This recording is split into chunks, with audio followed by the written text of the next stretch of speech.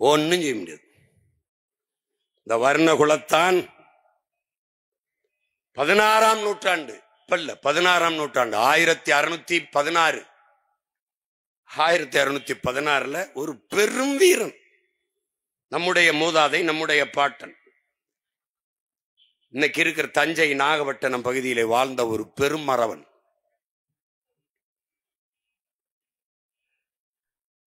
மிகப்பெரிய தளபதி, கடற்படை தளபதி.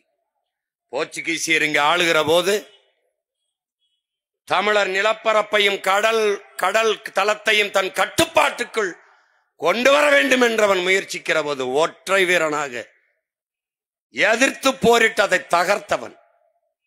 போர்ச்சுகீசிய வரலாற்று ஆசிரியர்கள் தங்களுடைய வரலாற்றை குறிப்பிடுகிற போது பெரிய எதிரி என்று இந்த வர்ணகுலத்தானை, அந்த மக்களால் செம்நாயக்கர் என்று அழைக்கப்பட்ட வர்ணகுலத்தானை பெரிய எதிரி என்று குறிப்பிட்டிருக்கிறார்.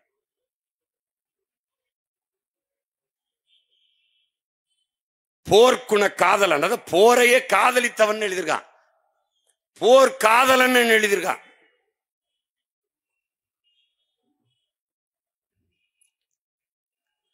அப்படிப்பட்ட வீரன் வளைகுடாவின் சுறா என்று வர்ணிக்கப்பட்ட, வரலாற்றாசிரியர்களால் குறிக்கப்பட்ட, அதுவும் அவன்ல எந்த போர்ச்சுகீசிய காலனி ஆதிக்கத்தை எதிர்த்து போராடினாரோ அவன் தன் வரலாற்று குறிப்பில் எழுதியிருக்கான் வளைகுடாவின் சுறா என்று.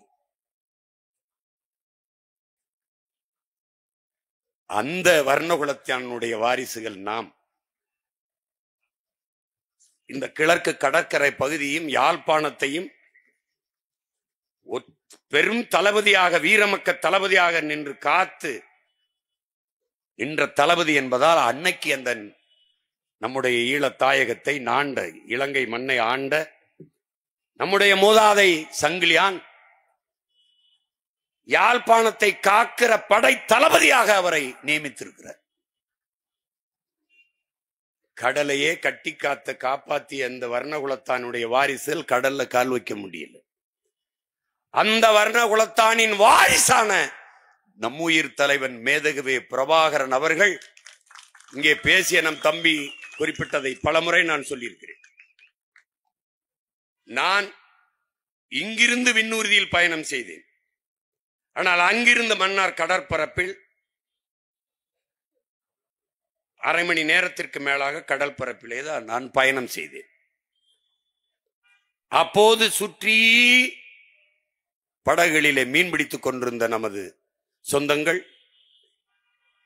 நாங்கள் விடுதலை புலிகளின் படகுகளை போறதை பார்த்துவிட்டு கையசைத்தார்கள். கையசைத்தோம், எல்லாம் நம்மவர்கள் என்று. தலைவரோடு பேசிக் கொண்டிருக்கும் போது சொன்னால், நம்முடைய கட்டுப்பாட்டில் இருக்கிற கடற்பரப்பில் நம்முடைய மீனவ சொந்தங்கள் எவ்வளவு பாதுகாப்பாக மீன்பிடித்து திரும்புகிறார்கள் என்று நீங்கள் பாருங்கள் என்று.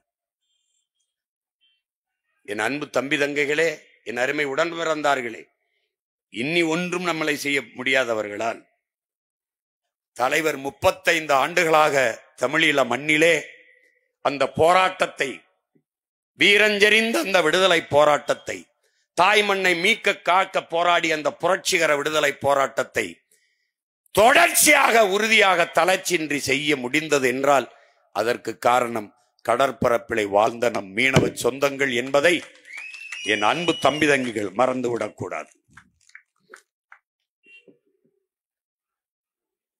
கடைசி நேரத்தில் கையெறு நிலையில் நிறுத்தப்பட்டு ரகோத்தமன் என்கிற அந்த புலனாய்வுத்துறை அதிகாரி அவர்கள் இன்று மறைந்து விட்டார். அவர் தொலைக்காட்சி வாதத்திலே எல்டிடிக்கு, அவர் மொழி எல்டிடிக்கு போன அந்த ஆயுதம், எல்லா உதவிகளையும் கருணாநிதி அவர்கள் நிறுத்தி விட்டார்கள், லைஃப் லைனை துண்டித்து விட்டார்கள். இந்த வார்த்தையை பயன்படுத்தியிருந்தார். என்னிடத்திலே தலைவர் அம்மையார் ஜெயலலிதா அவர்கள் நம்மவர்களை பிடித்து சிறையில் போட்டாலும் கடற்கரையில் என்னை கண்டுகொள்ளவில்லை. 5 ஆண்டுகள் அவர் ஆட்சியில் எனக்கு வர வேண்டியதெல்லாம் தடையின்றி வந்து கொண்டிருந்தது. என்ன வந்தது? மருந்து, மாத்திரை, இரத்த பொட்டலங்கள், அரிசி, பருப்பு, எண்ணெய், பெட்ரோல், டீசல், மண்ணெண்ணெய், இது போன்றது. ஆனால் இவர் நம்மவர் தமிழின தலைவர் என்கிறார்களே, இவர் வந்து விட்டால் என்றால் கடற்கரையை சுத்தமாக இறுக்கி மூடிவிட்டார். எந்த அத்தியாவசிய பொருளும் உள்நுழையவில்லை, கொண்டு வர முடியவில்லை. அதனால் நீங்கள் பேசி பாருங்கள், கடற்கரையில் ஏதாவது ஒரு ஓரத்தை தளர்த்தி விட சொல்லி என்றார். வந்தேன், அந்த செய்தியை சொல்வதற்கு பலமுறை முயன்றேன், அவர் தவிர்த்தார். தொடர்ச்சியாக இடைவெளி நம் இனம் மொத்தமும் செத்தது. ஒரு சகித்தார்கள். நம் இனத்தின் பிணத்தின் மீது நாற்காலியை போட்டு பதவி அனுபவித்தார்கள். 1.5 ஆண்டு காலம் தொடர்ச்சியாக சிறைக்குள் தனி சிறை. நானும் புத்தகங்களும் மட்டும்தான். இருளில் புத்தகங்களை இந்த குறைந்த வெளிச்சத்தில் படித்து கொண்டிருக்கும் போது ஒரு முடிவெடுத்தேன், உங்கள் மகன் இவர்களை ஒழித்தாலே ஒழிய நம் இனத்திற்கு விடுதலை இல்லை. இவன் ஒப்புக்கு அழுவான், உளமாற அழமாட்டான். இவன் நம்மை ஆள வேண்டும் என்று துடிப்பான், நம்ம வாழ வேண்டும் என்று நினைக்க மாட்டான். இவன் நம் மரணத்தை ரசிப்பான், ரத்தத்தை ருசிப்பான். நம் அக்காதங்கை தாலி அறுத்து நாம் அழுதால் நம் ஓலமும் ஒப்பாரியும் அவனுக்கு இசை போல இனிக்கும். ஏன்? அவன் திராவிடன். நமக்கு வலிக்கும். ஏன்? நாம் தமிழர்கள்.